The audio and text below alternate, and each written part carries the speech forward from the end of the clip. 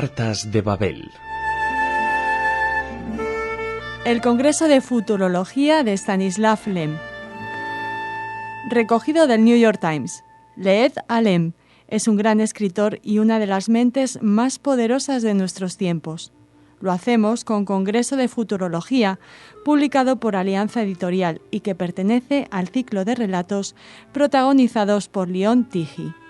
En ella, Stanislav Lem hace un magistral retrato de la aspiración al bienestar del hombre contemporáneo, sirviéndose de la ironía y del humor. Lem, autor de obras maestras como Solaris, está considerado uno de los escritores más radicales, visionarios e influyentes de la reciente literatura europea y uno de los pocos escritores que, siendo de habla no inglesa, ha alcanzado fama mundial en el género de la ciencia ficción. Stanislav Lem nació en 1921 en Lwów, ciudad de Ucrania que hasta 1939 perteneció a Polonia. En 1942, los judíos de Lwów son enviados a las cámaras de gas de Belzec, salvándose los Lem gracias a documentos de identidad falsos y a que lograron dejar el gueto a tiempo. El propio Stanislav Lem dijo: Me doy cuenta muy bien de las molestias que he causado y sigo causando a mis lectores, precisamente porque cambio de diapasón y por el nivel de dificultad de mis obras.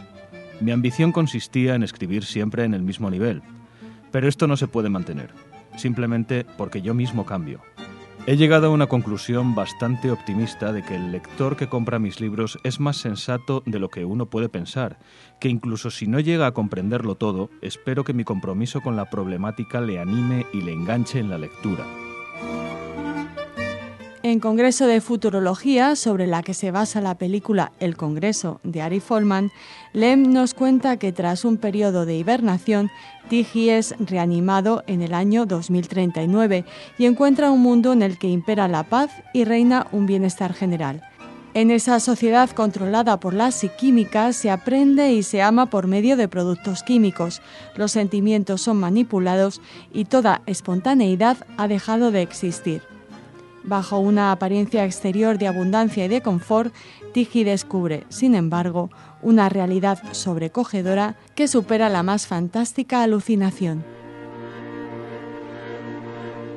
El 8º Congreso Internacional Futurológico se celebró en Costarricania. A decir verdad, no hubiese ido a Kaunas, pero el profesor Tarantoga me dio a entender que se esperaba mi participación en dicho comicio. No podía faltar. Me dijo también, lo cual no dejó de impresionarme, que hoy en día la astronáutica es la forma de evadirse de los problemas terrestres. Quien esté de ellos hasta la coronilla se marcha a la galáctica, contando con que lo peor habrá de acontecer durante su ausencia. Es cierto que más de una vez, mayormente en mis viajes más antiguos, regresé con el temor al contemplar la Tierra por un tragaluz de si no se parecería a una patata cocida en el horno. Tampoco me hice mucho de rogar, aunque no dejé de objetar que yo nada entendía respecto de la futurología. A lo cual Tarantoga replicó que en general nadie entiende el bombeo. Sin embargo, todo Quisque se apresura en ocupar su puesto con solo escuchar el grito de ¡Fuego a las mangueras! El Consejo de la Asociación Futurológica eligió Costarricania como el lugar del comicio, ya que estaba dedicado a la plaga diluvial del crecimiento catastrófico de la población y a cómo combatirla. Pues Costarricania tiene en la actualidad el mayor índice de crecimiento demográfico mundial y bajo la presión apremiante de aquella realidad teníamos que actuar eficientemente. En honor a la verdad, hay que decir, aunque solo lo dijeran los malévolos, que el nuevo hotel, levantado por el consorcio Hilton en Kaunas, parecía vacío, y al congreso habían de asistir, además de los futurólogos, otros tantos periodistas. Como quiera que en el transcurso de los debates nada quedó de ese hotel, sin temer a que me acusen de hacer publicidad, puedo afirmar que era un Hilton estupendo, con la conciencia muy tranquila. Estas palabras tienen en mis labios una singular importancia por cuanto soy, de nacimiento, un verdadero sibarita, y solo el sentido del deber me movió a abandonar el confort por los tormentos de la astronáutica. El Hilton costarricano proyectaba al cielo sus 106 pisos desde su plataforma de 4 plantas.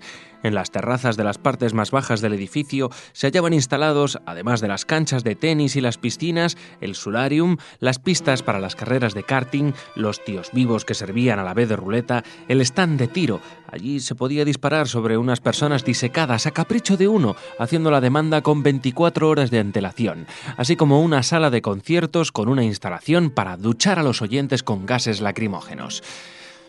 Me tocó un apartamento en el 100º piso, desde el cual solamente podía contemplar la parte superior de la capa pardo-azulada de niebla que envolvía a la ciudad. Ciertas cosas del hotel me sorprendieron. Por ejemplo, una barra de hierro de 3 metros de longitud que había en un rincón del cuarto de baño jaspeado, una pelerina de disfraz pintada con colores protectores en un armario o un saco con bizcochos debajo de la cama. En el cuarto de baño, además de las toallas, estaba colgada una típica cuerda de alpinista, de buen tamaño, y en las puertas, cuando por primera vez metí la llave en la cerradura Yale, pude observar una pequeña pancarta con la siguiente inscripción: La dirección del Hilton garantiza la ausencia de bomba en este apartamento. Como es bien sabido, los científicos se dividen en estacionarios y viajantes.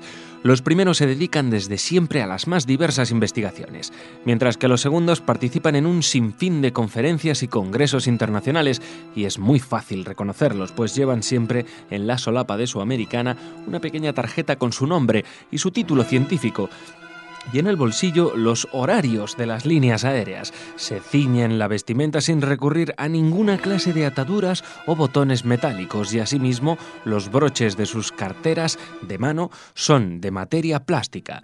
Todo ello con miras a no activar innecesariamente las sirenas de alarma de las instalaciones que en los aeropuertos revisan a los pasajeros y detectan toda clase de armas blancas o de fuego. Dichos científicos suelen estudiar la literatura especializada en los autobuses de las compañías aéreas, en las salas de espera, en los aviones y en los bares de los hoteles. Desconociendo, por razones obvias, muchas particularidades de la cultura terrestre de los últimos años, yo mismo suscité la alarma en Bangkok, en Atenas y en la misma Costarricania al bajar del aeropuerto, muy a pesar mío. Llevo 6 muelas empastadas con amalgama de metal. Traté de que me las cambiaran por unas muelas de porcelana en la misma ciudad de Nounas, pero me lo impidieron unos acontecimientos imprevistos. En lo que respecta a las cuerdas, la barra de hierro, los bizcochos debajo de la cama y la pelerina, uno de los miembros de la Delegación Futurológica norteamericana me lo aclaró con la mayor indulgencia, al manifestarme que hoy en día las empresas hoteleras suelen aplicar unas medidas precautorias totalmente desconocidas antiguamente. Cada uno de esos objetos colocados en los apartamentos, me dijo mi interlocutor, incrementa las posibilidades de supervivencia de los huéspedes de los hoteles. Por pura ligereza no le atribuí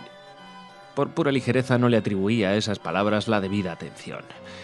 El Congreso debía iniciar sus debates en la tarde del primer día, pero aquella misma mañana ya nos facilitaron todos los materiales necesarios, muy elegantemente editados en una hermosa carpeta, con numerosos objetos. Cabe destacar muy especialmente un bloque de papel de escribir de un azul satinado con el membrete salvoconducto copulativo, pues las modernas conferencias científicas sufren igualmente de la explosión demográfica. Como quiera que el número de los futurólogos se incrementa con la misma potencia en que crece la humanidad, en los congresos reinan el gentío y las prisas. No cabe ni pensar en pronunciar los informes, es preciso leerlos con anterioridad.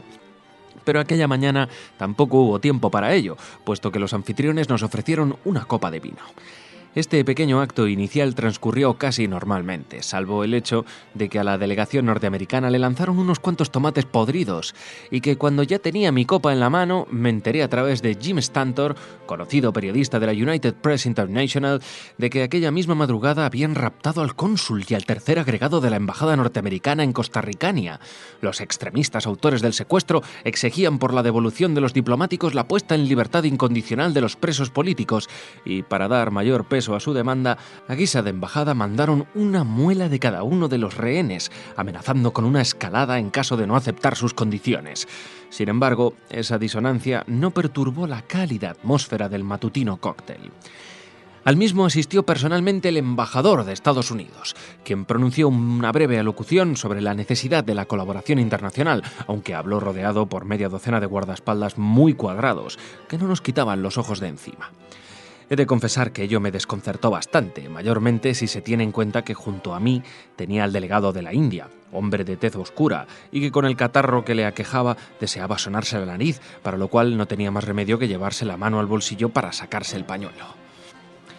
Más tarde, el portavoz para la prensa de la Asociación Futurológica me aseguró que aquellas medidas eran tan imprescindibles como humanitarias, pues me explicó que los miembros del servicio de orden disponen exclusivamente de armas de grueso calibre pero de débil fuerza de penetración, al igual que los guardias a bordo de los aviones civiles, gracias a lo cual ninguna de las personas vecinas peligra al verse heridas, contrariamente a lo que antaño solía ocurrir cuando las balas, tras dar muerte al presunto autor del atentado, seguían su carrera atravesando el cuerpo de otras 5 o 6 personas más que, totalmente inocentes, se encontraban detrás de él.